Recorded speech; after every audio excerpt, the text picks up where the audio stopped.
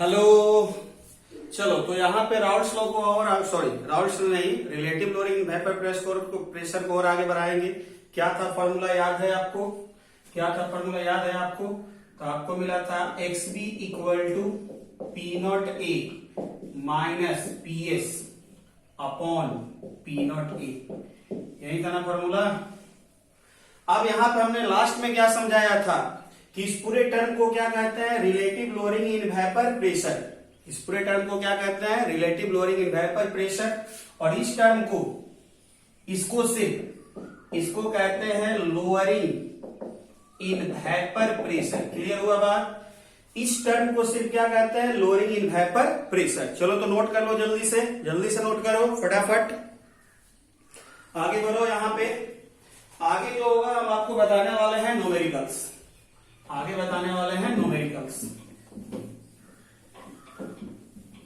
चलो ठीक है। तो चलो पहले एक सिंपल सा इजी सा बिल्कुल एकदम लॉलीपॉप सा न्यूमेरिकल लेते हैं बहुत आसानी से। ठीक है। अब देखो क्या है, हमने क्या कहा कि 30 gram of urea is dissolve into कितना लेना है? चलो कुछ भी ले लेते हैं। 36 ग्राम ऑफ 36 थोड़ा कम हो जाएगा, 54 gram of water at 100 degree Celsius. कितने टेम्परेचर पर? 100 डिग्री सेल्सियस पे 30 ग्राम यूरिया को मिलाया जा रहा है 54 ग्राम वाटर में। If vapour pressure of water at 100 degree Celsius is 180 M, या ले लो 760 mmHg। कैलकुलेट। पहला क्वेश्चन आपसे पूछ रहा है वेपर प्रेशर ऑफ सॉल्यूशन, और दूसरा क्वेश्चन आपसे पूछ रहा है relative lowering in vapour pressure. Lowering in vapour pressure. और थर्ड क्वेश्चन आपसे पूछ रहा है lowering in vapour pressure. Clear हुआ? तो क्वेश्चन नोट कर लो, फिर से देख लो, पॉज कर लो, फिर समझाते हैं। चलो हो गया होगा? हाँ हो गया होगा। आओ अब समझाते हैं।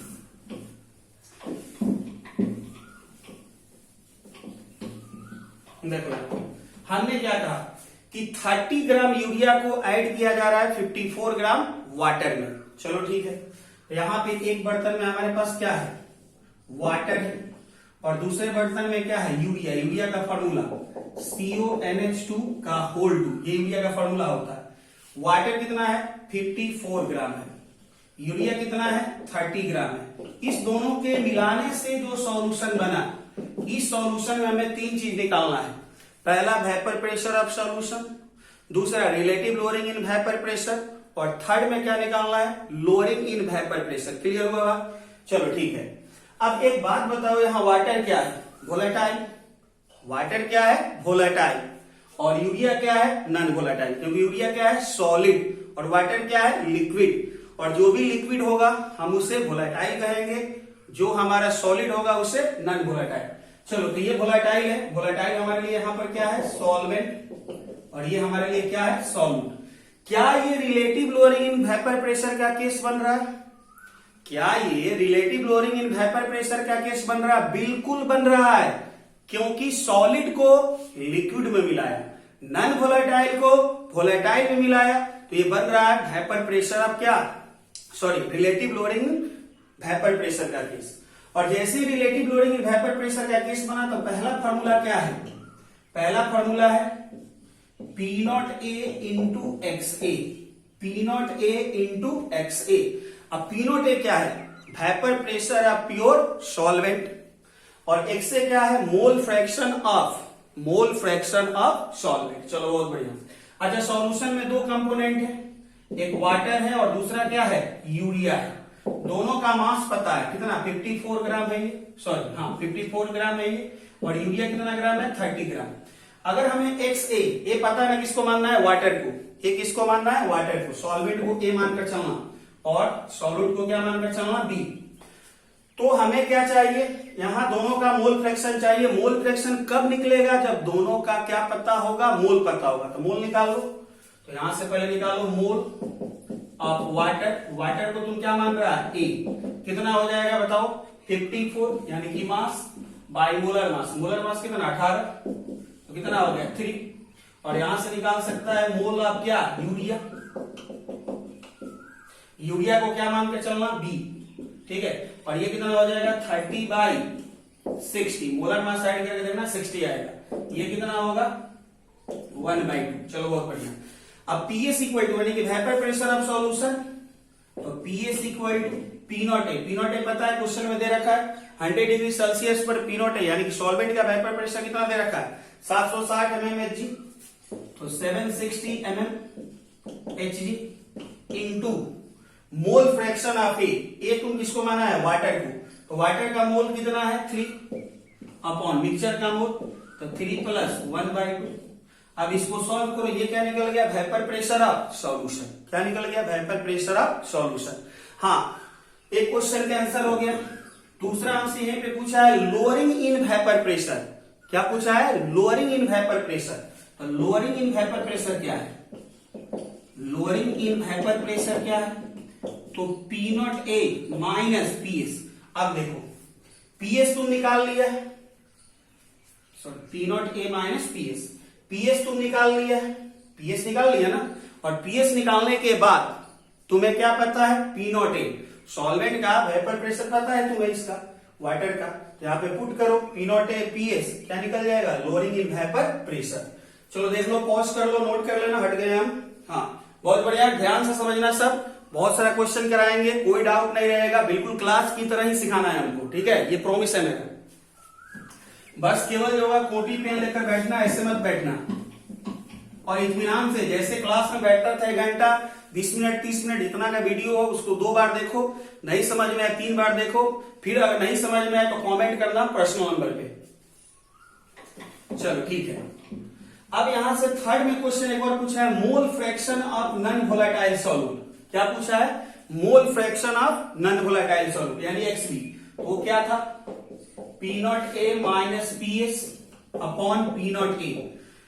अब देखो पी नॉट ए तुम्हें पता है, सॉल्वेंट का वेपर प्रेशर पता है तुम्हें, पीएस तुम निकाल चुका है, पीएस तुम निकाल चुका है। ये पुट करो, ये क्या हो गया, मोल फ्रैक्शन ऑफ, बोलो मोल fraction of non volatile solute.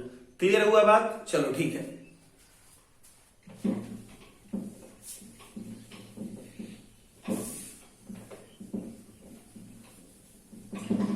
चलो शांत मत हो जाओ, अरे वो समझा नहीं समझा तो फिर से दूसरे क्वेश्चन के लिए तैयार हो जाए बेटा। अगर फर्स्ट क्वेश्चन नहीं समझ में आया, सेकंड बता रहे हैं, जस्ट वेट करो। चलो सेकंड क्वेश्चन है तुम्हारे लिए। सेकंड क्वेश्चन मान लेते हैं कि हमारे पास जो होगा, सपोज करो कुछ मान लेते हैं कि 10 gram of glucose is dissolve into 36 gram of water at 36 gram of water at 25 degree Celsius. If vapor pressure of water at 25 degree Celsius is, मान लेते हैं 30 mmHg, फाइंड पहला question vapour pressure of solution, second question lowering in vapour pressure, और third question mole fraction of glucose. चलो बहुत बढ़िया, question को pause करके नोट कर लो। चलो नोट हो गया, नोट करने के बाद ट्राई करो बेटा, ट्राई करो। गलत सही का नहीं सोच रहा है, जल्दी से ट्राई कर लो। चलो ट्राई हो गया। चलो अब यहां पे समझाते हैं। कहा गया है कि एक बर्तन में वाटर है, दूसरे बर्तन में ग्लूकोज है। एक बर्तन में वाटर, दूसरे बर्तन में ग्लूकोज। वाटर लिया गया है कितना, 36 ग्राम। ग्लूकोज लिया गया कितना, 10 ग्राम। दोनों के मिलाने से जो सॉल्यूशन बना, अभी सॉल्यूशन में दोनों आ गया, वाटर भी आ गया, ग्लूकोज भी आ गया। इस सॉल्यूशन का वेपर प्रेशर क्या होगा, लोअरिंग इन वेपर प्रेशर क्या होगा, और मोल फ्रैक्शन ऑफ क्या बोलते हैं, मोल फ्रैक्शन ऑफ क्या, ग्लूकोज क्या होगा। चलो ये निकालना है आपको। चलो बहुत सारा बना लिया होगा सर, हम तो बना लिए हैं तो ठीक है, बहुत बढ़िया बात है, वेरी गुड। अगली बार मिलेंगे तो चॉकलेट खिलाएंगे, बना लिया तो। जिससे नहीं बना यहां पर ध्यान से देखो, ये जो वाटर है ये लिक्विड है, वाटर क्या है, लिक्विड, और ये जो ग्लूकोज है ये क्या है, सॉलिड। अब जरा ध्यान से समझो, सॉलिड को लिक्विड में मिलाया सॉल्यूशन बना, क्या ये relative lowering in vapour pressure का केस है, बिल्कुल है। सॉलिड को अगर लिक्विड में मिला रहे हैं तो relative lowering in vapour pressure का केस है, बात समझ में आ गया होगा। और जैसे relative lowering in vapour pressure का केस है तो पीएस यानी वेपर प्रेशर सॉल्यूशन क्या बताए हैं, P0A इंटू XA। अच्छा भाई P0A क्या है, तो प्योर स्टेट में सॉल्वेंट का वेपर प्रेशर क्या पता है तुम्हें, पता है P0A यहाँ पे पता है 30 mmHg शायद दिया गया था। चलो डाटा अगर चेंज होगा तब देख लेना अपना। अब यहां से अच्छा XA क्या है, तो XA का मतलब होगा सॉल्वेंट का मोल फ्रैक्शन, और हम इसी को सॉल्वेंट मानते हैं और इसको क्या मानते हैं, solute. Liquid solvent, solid solute, clear. और सॉल्वेंट को A से, सॉल्यूट को B से डिनोट करना है। तो XA यानी A का मोल फ्रैक्शन कब निकलेगा, जब A और B का मोल पता होगा। तो मोल ऑफ A निकालो, मोल ऑफ A का मतलब क्या, वाटर का मोल। वाटर का मोल कैसे निकलेगा, mass of water upon mass of water upon molar mass 18 2 मोल। उसी तरह से मोल ऑफ बी निकालो, मोल ऑफ बी यानी कि ग्लूकोज, ग्लूकोज का मास कितना लिया गया है बोलो, ग्लूकोज का मास है 10 और मोलर मास जोड़ना 180, 1/18 मोल। अब दोनों का मोल निकल गया तो मोल फ्रैक्शन पुट हो जाएगा। तो पीएस इक्वल टू बोलो क्या होगा, P0A, P0A पता है 30 इंटू मोल फ्रैक्शन ऑफ ए, तो ए का मोल देखो कितना है 2 अपॉन मिक्सचर का मोल, तो 2 प्लस 1/18। इसको सॉल्व करो, इतना mmHg होगा। ये हो गया हमारे लिए क्या, बोलो जल्दी, ये हो गया हमारे लिए वेपर प्रेशर ऑफ सॉल्यूशन। अब क्या चाहिए, लोअरिंग इन वेपर प्रेशर, कितना से कम होगा, लोअरिंग इन वेपर प्रेशर। तो लोअरिंग इन वेपर प्रेशर क्या है, vapour pressure of solvent minus vapour pressure of solution. देखो P0A पता है, PS तुम निकाल चुका, P0A पता है, PS निकाल लिया, या पुट करो लोअरिंग इन वेपर प्रेशर निकल गया। थर्ड क्वेश्चन एक और है, mole fraction, mole fraction of glucose. क्या ग्लूकोज यहाँ सॉल्यूट है, हाँ बिल्कुल है, तो ग्लूकोज यहाँ पर क्या है, सॉल्यूट। तो मोल फ्रैक्शन ऑफ जो सॉल्यूट होता है वो किसके इक्वल होता है, मोल फ्रैक्शन ऑफ सॉल्यूट किसके इक्वल, तो वही तो कहलाता है ना रिलेटिव लोअरिंग वेपर प्रेशर। तो मोल फ्रैक्शन ऑफ सॉल्यूट यानी कि XB क्या बताए थे, याद करो, P0A minus PS upon P0A। अब तुम्हें P0A माइनस PS पता है, P0A पता है, XB यहां पर क्या है, सॉल्यूट का मोल फ्रैक्शन, सॉल्यूट यहां पर क्या है, ग्लूकोज। क्लियर हो गया। अब इस तरह के सिंपल क्वेश्चन बन जाएंगे, बिल्कुल कोई दिक्कत नहीं होगा। ठीक है, नोट कर लो जल्दी से। हाँ बहुत बढ़िया दिख रहा है। चलो अब हम थोड़ा सा क्वेश्चन के लेवल को हाई करते हैं, अब थोड़ा क्वेश्चन के लेवल को हाई करते हैं। और ये जो हम 2-3 क्वेश्चन बताने वाले हैं ये एनसीईआरटी के हैं बेसिकली, ठीक है। तो एनसीईआरटी में देख लेना कहां पे हैं ये। अब जो 2-3 क्वेश्चन हम बताने वाले हैं वो एनसीईआरटी के हैं, और इस पूरे चैप्टर में, पूरे अगर हम बात करें एनसीईआरटी फिजिकल में, तो सबसे अच्छा क्वेश्चन सॉल्यूशन में दिया है। सॉल्यूशन चैप्टर में एनसीईआरटी में सभी क्वेश्चन अच्छे हैं। तो हमारे पास एक क्वेश्चन है, पहला क्वेश्चन जो होगा लेते हैं यहां पे कि the vapour pressure of pure water is 12.3 kilo pascal, यानी कि किसी बर्तन में वाटर है और इस वाटर का वेपर प्रेशर कितना दे रखा है। क्वेश्चन नोट कर लेना, जो नहीं नोट करना चाहता है नोट करो, बोल देते हैं। The vapour pressure of pure water is, the vapour pressure of pure water is 12.3 kilo pascal, 12.3 kilo pascal at 300 Kelvin, at 300 Kelvin. Calculate the vapor pressure, calculate the vapor pressure of one molal solution of a non volatile solute, 1 molar solution of a non volatile solute in it. इसको देखेगा तो NCERT में मिल जाएगा question, देख लेना। चलो ठीक है। तो कहा गया है कि प्योर वाटर का जो वेपर प्रेशर है वो है 12.3 किलो पास्कल। प्योर वाटर के ये वेपर प्रेशर है कितने टेम्परेचर पे? 300 केल्विन पे। कैलकुलेट द वेपर प्रेशर, तो आपको क्या निकालना है? Vapour pressure of 1 molar solution क्या होगा? 1 मोलर सॉल्यूशन क्या होगा? और ये कितने टेम्परेचर पे है? 300 केल्विन। चलो, इसके अलावा क्वेश्चन में कोई भी डाटा नहीं दिया गया है। इसके अलावा क्वेश्चन में कोई भी डाटा नहीं दिया गया है। 1 molar solution of non volatile, 1 molar solution of non volatile. चलो बहुत बढ़िया। अब ध्यान से सुनो, किसका सॉल्यूशन है? नॉन वोलेटाइल, यानी कि इस सॉल्यूशन में सॉल्यूट नॉन वोलेटाइल है। और जरा सोचो कि जैसे ही सॉल्यूट नॉन वोलेटाइल बना तो केस कौन सा हो गया? Relative lowering in vapour pressure. Case कौन सा बना? Relative lowering in vapour pressure. और जैसे relative lowering in vapour pressure का केस बना तो हमारे लिए वेपर प्रेशर ऑफ सॉल्यूशन का फॉर्मूला क्या है? याद करो, P not A into X A, यही है ना। Relative lowering in non volatile solute अगर वोलेटाइल सॉल्वेंट में ऐड हुआ, यानी कि नॉन वोलेटाइल सॉल्यूट का सॉल्यूशन है, तो वेपर प्रेशर ऑफ सॉल्यूशन तो यही। पी नॉट ए क्या होता है? प्योर सॉल्वेंट का वेपर प्रेशर। क्या सॉल्वेंट का वेपर प्रेशर पता है? बिल्कुल पता है। यानी कि ये जो डाटा है ये तुम्हारे लिए क्या है? P not a. क्या नहीं पता है? X A. एक्स ए का मीनिंग क्या है? Mole fraction of solvent. X A का मीनिंग क्या है? Mole fraction of solvent. अच्छा, तो मोल फ्रैक्शन ऑफ सॉल्वेंट के बारे में सोचो कि जब सॉल्यूशन बना तो दो चीज है, एक तो सॉल्यूट है, दूसरा क्या है? सॉल्वेंट। सॉल्वेंट अगर नहीं पता है तो क्या मान लो? वाटर। सॉल्वेंट नहीं पता है या पता है? सॉल्वेंट पता ही है ना, वेपर प्रेशर दिया वाटर का, सॉल्वेंट है।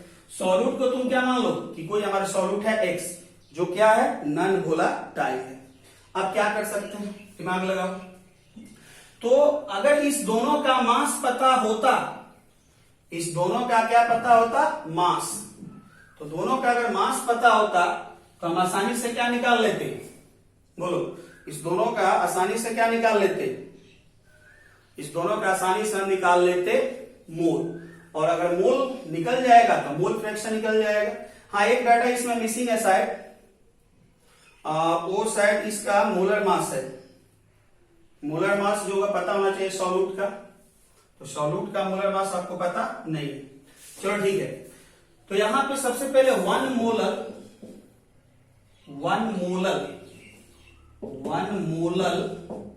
एक्वस सॉल्यूशन का मतलब क्या है?